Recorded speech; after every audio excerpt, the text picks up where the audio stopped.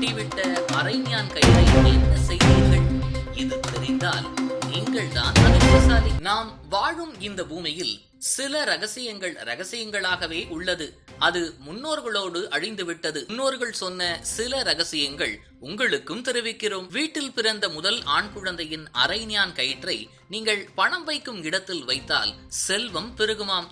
நீங்கள் எப்பொழுதும் மன அழுத்தத்திலிருந்து இருந்தீர்கள், ஆனால் மழை நீரில் குளித்தால் மன அழுத்தம் ஓடிவிடுமாம். சனிக்கிழமை அன்று நவதானிய அடைதோசை நல்லெண்ணெய் விட்டு சாப்பிட்டால் நவ கிரகங்களும் திருப்தியடைந்து அஷ்ட சனி, கண்டக சனி, ஏழரை சனியின் தாக்கம் குறையும். நீங்கள் பிறந்ததிலிருந்து பண கஷ்டத்தை அனுபவிக்கிறீர்கள் என்றால் உங்கள் வீட்டின் அருகில் இருக்கும் கோவில் அல்லது ஏதாவது ஒரு கோவிலில் திங்கட்கிழமை அன்று ஆய்ந்து பாதாம் பருப்புகள் வாங்கி கொடுத்து வர பண கஷ்டம் மாறும். நீண்ட நாள் நோயினால் அவதிப்படுபவர்களுக்கு ஓம் சாவித்ரியாயை நமக என்று கூறி வர உடலில் முன்னேற்றம் ஏற்பட்டு நோயின் தாக்கம் குறையும். வீடு மற்றும் வியாபாரம் செய்யும் இடங்களில் எப்பொழுதும் பணம் தங்கிக் கொண்டே இருக்க 4 மூலைகளிலும் சர்வ சுகந்தியை போட்டு வைக்க வேண்டும்.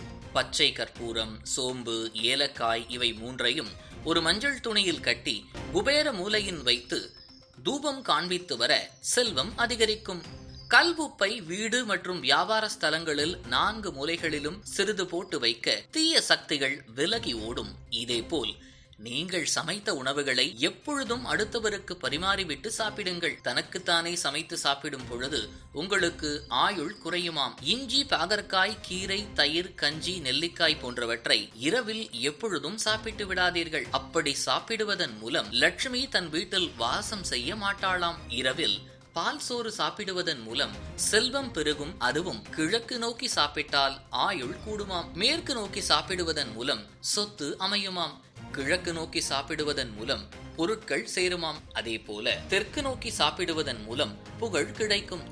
எப்பொழுதும் வடக்கு நோக்கி சாப்பிட்டு விடாதீர்கள், நோய் வருமாம். வெள்ளிக்கிழமையன்று வெள்ளை நிறத்தில் ஆடைகள் அணிந்தால் உங்களுக்கு மிகவும் நல்லதாம். வீட்டில் தென்மேற்கு மூலையில் எப்பொழுதும் மண் அகல் விளக்கில் தீபம் ஏற்றுவார்கள். 43 நாட்கள் அதுவும் நெய் தீபம் ஏற்றி வந்தால் உங்களுக்கு எப்பேற்பட்ட கஷ்டமாக இருந்தாலும் விலகி ஓடும். நீங்கள் ஒருவரை திருமணம் செய்ய வேண்டி நினைத்தால் ஒரு வெற்றிலையில் விரும்பியவன் பெயர் எழுதி அதை தேன் பாட்டிலில் போட்டு வைத்து கடவுளிடம் வேண்டி வரவும்.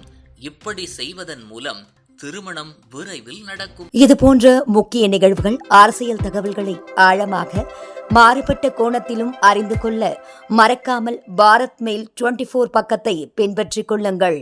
உங்கள் ஒவ்வொரு ஆதரவும் இது போன்ற பல நிகழ்வுகளின் பின்னணியை அறிய உதவும்.